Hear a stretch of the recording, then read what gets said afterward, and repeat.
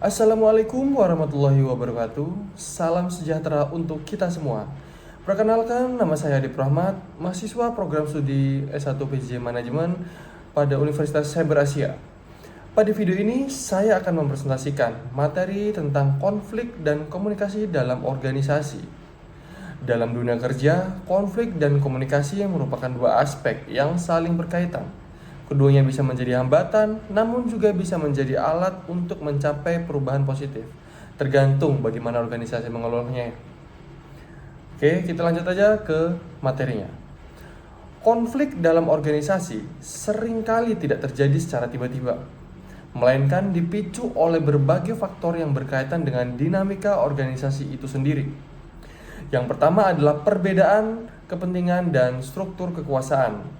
Dalam banyak kasus, konflik muncul karena individu atau divisi memiliki prioritas yang berbeda, dan struktur kewenangan yang terlalu kompleks justru memperbesar potensi gesekan. Kedua, komunikasi yang tidak efektif. Ketika informasi tidak tersampaikan dengan utuh, atau ketika terjadi miskomunikasi, maka potensi kesalahpahaman akan meningkat, dan dari sinilah konflik bermula. Lanjut ke pemicu konflik berikutnya, yaitu persaingan atas sumber daya yang terbatas. Di dalam organisasi, sumber daya seperti anggaran, promosi jabatan, atau bahkan waktu manajer sangatlah terbatas. Ketika banyak pihak yang bersaing untuk hal yang sama, konflik hampir tidak bisa dihindari. Kemudian, perbedaan latar belakang dan nilai juga bisa memicu konflik. Ketika individu berasal dari budaya, pendidikan, atau keyakinan yang berbeda, maka perbedaan persepsi dan kebiasaan kerja pasti menimbulkan ketegangan. Terakhir, adalah perbedaan tujuan antar kelompok. Jika setiap departemen punya target yang saling bertentangan, maka akan muncul ketidakharmonisan dalam pelaksanaan tugas. Untuk menangani konflik, ada beberapa strategi yang bisa diterapkan oleh organisasi. Pertama adalah kolaborasi. Ini merupakan strategi yang ideal karena melibatkan semua pihak dalam mencari solusi bersama. Musyawarah terbuka dan transparan menjadi kunci keberhasilan pendekatan ini. Kedua adalah mediasi, yakni melibatkan pihak ketiga yang netral untuk menengahi konflik. Mediasi sangat berguna ketika konflik sudah terlalu panas dan butuh objektivitas dari luar pihak yang berselisih. Ketiga adalah kompromi. Strategi ini menekankan kesediaan kedua pihak untuk saling mengalah sebagian, demi terciptanya kesepakatan yang bisa diterima semua pihak. Selanjutnya adalah strategi dominasi dan penghindaran. Meskipun ini bukan solusi jangka panjang, pendekatan ini terkadang diperlukan untuk menjaga stabilitas organisasi, misalnya ketika konflik menyangkut prinsip utama perusahaan. Terakhir adalah pendekatan analisis konflik. Ini adalah pendekatan sistematis, dimulai dan menganalisis akar masalah, menganalisis penyebab konflik, menerapkan strategi penyelesaian, hingga melakukan peninjauan ulang hasilnya. Pendekatan ini penting agar penyelesaian konflik tidak hanya bersifat reaktif, tetapi juga reflektif dan berkelanjutan.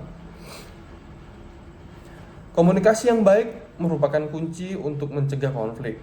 Komunikasi yang efektif akan mendorong tercapainya tujuan bersama, mempererat kerjasama tim, membangun kepercayaan, dan mencegah kesalahpahaman.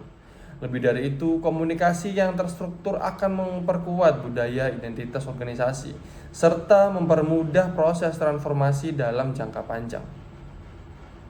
Namun, komunikasi juga memiliki hambatan, yakni teknis, seperti kurangnya alat atau media komunikasi yang memadai.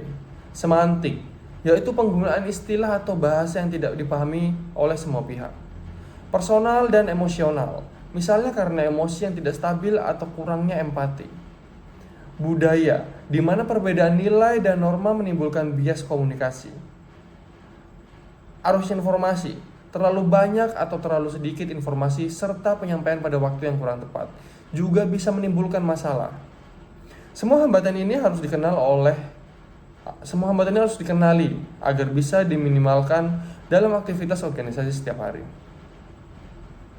Untuk membangun komunikasi organisasi yang efektif, ada beberapa pedoman yang penting.